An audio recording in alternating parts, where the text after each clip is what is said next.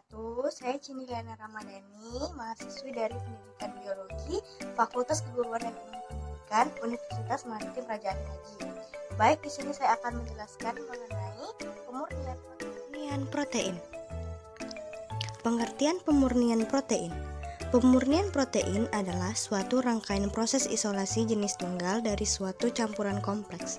Biasanya pemurnian ini bertujuan untuk mengetahui lebih jauh mengenai struktur, sifat-sifat kimia maupun fisika suatu senyawa yang terdapat di bahan alam, sehingga diperlukan suatu proses guna memperoleh senyawa dalam keadaan murni. Langkah-langkah dalam pemurnian protein. Yang pertama, langkah awal dalam pemurnian protein ini ialah menentukan bahan alam yang akan diproses. Penentuan ini didasarkan pada kadar protein yang terkandung di dalamnya. Yang kedua, analisis terhadap kadar protein dalam bahan alam perlu dilakukan untuk memperoleh data tentang kadar protein yang akan dimurnikan. Selanjutnya, apabila bahan alam yang telah dipergunakan telah ditetapkan, langkah berikutnya ialah mengeluarkan protein dari bahan alam tersebut.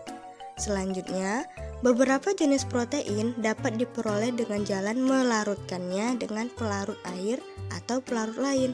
Dalam proses ini perlu dijaga agar suhu dan pH tidak merusak protein. Setelah diperoleh larutan yang berisi beberapa macam protein, maka proses selanjutnya ialah fraksionisasi, yaitu pemisahan masing-masing protein dalam campuran secara fraksi-fraksi. Dua cara yang biasa digunakan untuk proses fraksionisasi ini yaitu pengendapan dan kromatografi. Pengertian fraksinasi. Fraksinasi adalah proses pemisahan kuantitas tertentu dari campuran padat, cair, terlarut, suspensi, atau isotop. Dibagi dalam beberapa jumlah kecil atau fraksi komposisi perubahan menurut kelandaian. Pembagian atau pemisahan ini didasarkan pada bobot pada setiap fraksi. Fraksi yang lebih berat akan berada di paling dasar, sedangkan fraksi yang lebih ringan akan berada di atas. Fraksi bertingkat biasanya menggunakan pelarut organik seperti ether, aseton, benzena, etanol, diklorometana, atau campuran pelarut tersebut. Pada prakteknya, dalam melakukan fraksinasi digunakan dua metode, yaitu metode corong pisah dan kromatografi kolom. Macam-macam fraksinasi. Yang pertama, proses fraksinasi kering atau disebut dengan winterization. Fraksinasi kering adalah suatu proses fraksinasi yang didasarkan pada berat molekul dan komposisi dari suatu material. Proses ini lebih murah dibandingkan dengan proses yang lain. Namun, kemurnian fraksinasi ini rendah. Yang kedua, ada proses fraksinasi basah atau wet fractionation, yaitu fraksinasi basah adalah suatu proses fraksinasi dengan menggunakan zat pembasah atau wetting agen atau disebut juga dengan proses hydrophilization atau deterjen proses. Hasil fraksi dari proses ini sama dengan proses fraksinasi kering.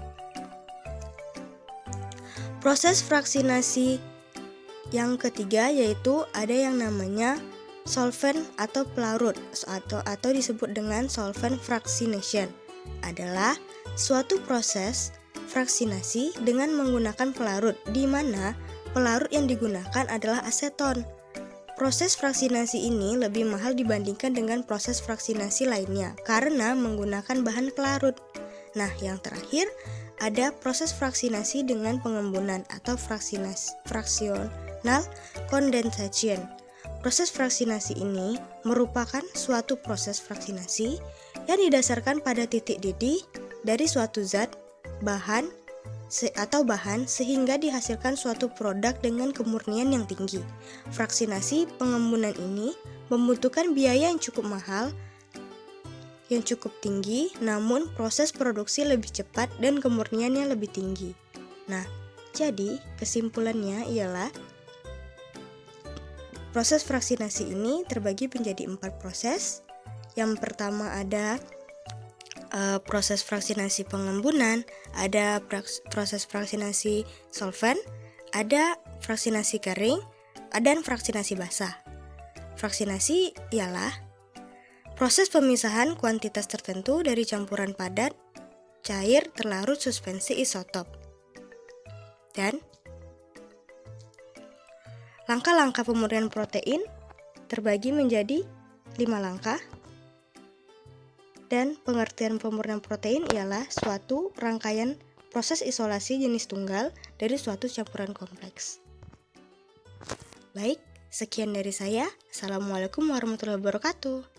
Sekian pemaparan dari saya, kurang dan salah saya mohon maaf. Saya tutup dengan wabillahi taufiq wal hidayah. Wassalamualaikum warahmatullahi wabarakatuh.